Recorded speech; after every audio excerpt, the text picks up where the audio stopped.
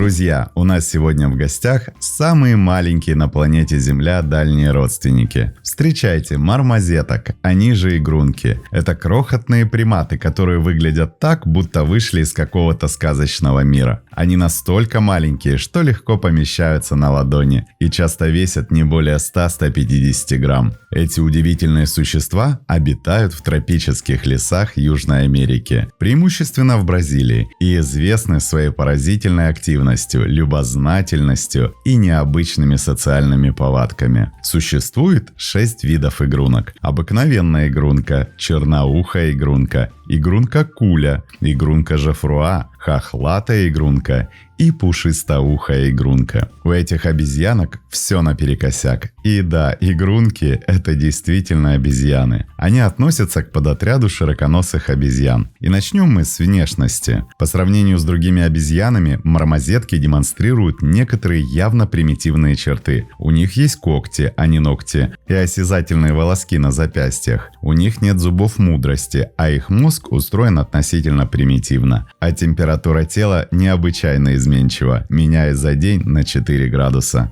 Внешне это крошечные обезьянки с длинными хвостами, пушистым мехом и выразительными глазками. У них есть удивительно острые зубы, приспособленные для того, чтобы прокалывать кору деревьев и добираться до сока, который составляет важную часть их рациона. У некоторых видов игрунок, например, у карликовых, которые являются самыми маленькими обезьянками в мире, длина тела составляет всего 15 сантиметров, а хвост часто длиннее самого тела. Интересной особенностью мармозеток являются их когти, а не ногти, как у большинства приматов. Эти когти помогают им крепко цепляться за деревья, а также легко передвигаться по ветвям. А, например, карликовые мармозетки могут поворачиваться на 180 градусов вокруг ветки, удерживаясь всего лишь за нее лапами и хвостом. Это делает их невероятно ловкими и помогает избегать хищников. Ушки этих обезьянок зачастую украшены пучками волос, что придает им миловидный и одновременно экзотический вид. Игрунки обитают в вечнозеленых лесах бассейна Амазонки. Пищи там вдоволь, но и опасностей полно, особенно для таких малышей. Чтобы выжить, микрообезьянки вынуждены полагаться друг на друга. Приматы живут в группах от 2 до 9 животных. Состав групп следующий: 1 папа, 1 мама и потомство возрастом в 2-3 года. Иногда к семье присоединяется парочка взрослых, которые добровольно принимают подчиненное положение. Большую часть дня дружная семейка отдыхает в тени, общается и вычесывает друг другу шерстку. Это позволяет наладить дружеские отношения, избавить ближнего своего от паразитов, а самому набить животик насекомыми.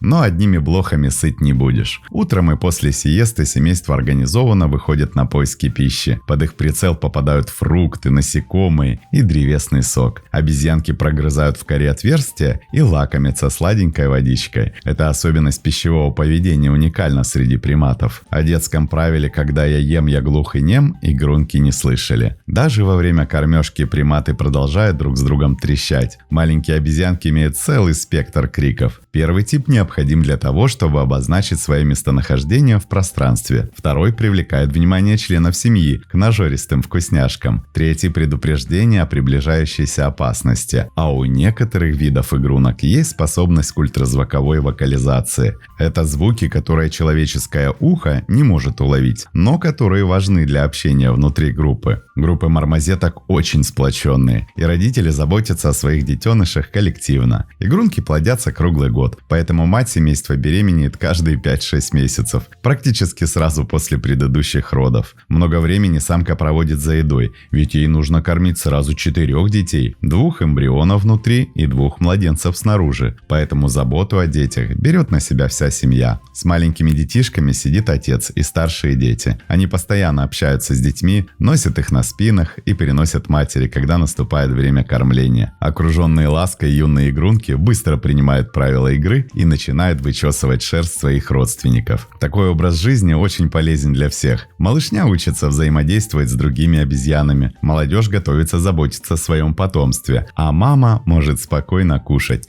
не опасаясь, что ее дети будут в опасности. Кстати, в некоторых группах игрунок наблюдается полиандрия, где одна самка имеет несколько самцов, что тоже редко среди приматов. А еще у мармозеток почти всегда рождаются близнецы. Для них сложнее родить 1 или 3, чем 2, но 3 легче, чем 1. Вот такая математика.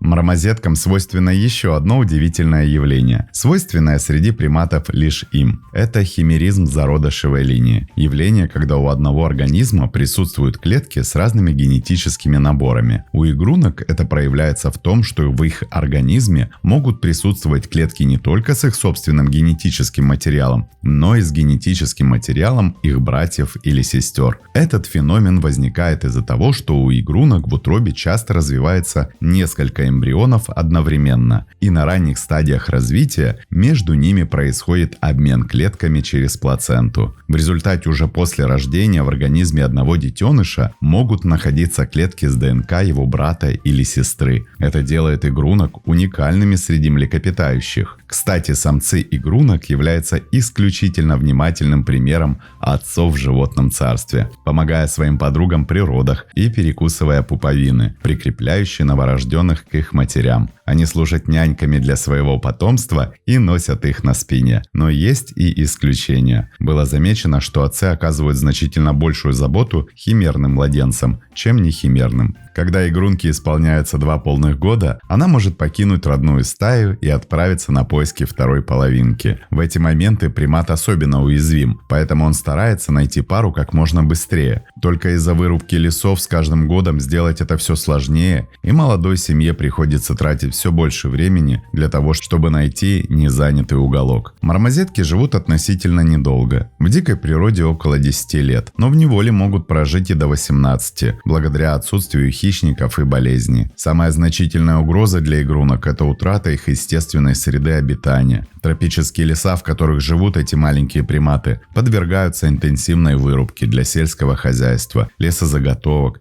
и расширения городов. Даже если тропические леса не вырубаются полностью, их фрагментация, разделение на отдельные участки, создает серьезные проблемы для игрунок. Ко всему прочему, мармозетки часто становятся жертвами браконьеров и нелегальной торговли дикими животными. Из-за своей маленькой привлекательной внешности они пользуются спросом на черном рынке в качестве экзотических домашних животных. Да, игрунки иногда содержатся как питомцы, их миниатюрный размер и миловидный внешний вид делают их привлекательными для любителей экзотических животных. Однако их содержание в домашних условиях связано с множеством проблем и требует особых условий. Игрунки, несмотря на свои небольшие размеры, обладают удивительным интеллектом для приматов. Их когнитивные способности включают сложное социальное поведение, использование инструментов, способность к обучению и адаптивное поведение в дикой природе. В неволе они быстро адаптируются к использованию простых инструментов для добывания пищи или решения задач. Эксперименты показывают, что они могут запоминать решения и использовать этот опыт в будущем, что свидетельствует о наличии памяти и способности к обучению. Наблюдения показывают, что они могут обладать базовым уровнем самосознания. Например, они могут распознавать себя в зеркале, что является одним из тестов на самосознание у животных. А вы верите в то, что люди – это род в отряде приматов? Пишите в комментариях. Для тех, кто долгое время с нами, кто хочет поддержать развитие канала, может перейти на платформы Boosty и Patreon по ссылкам в описании. Там видео будет появляться раньше и без рекламы, а возможно и видео, которых не будет на платформе YouTube. Надеемся, что вы цените наш труд. Спасибо, что посмотрели этот ролик. Не забываем ставить лайки, писать комментарии о том, какого бы животного вы хотели бы увидеть в следующем видео, и делиться этим видео с друзьями. Это очень помогает развитию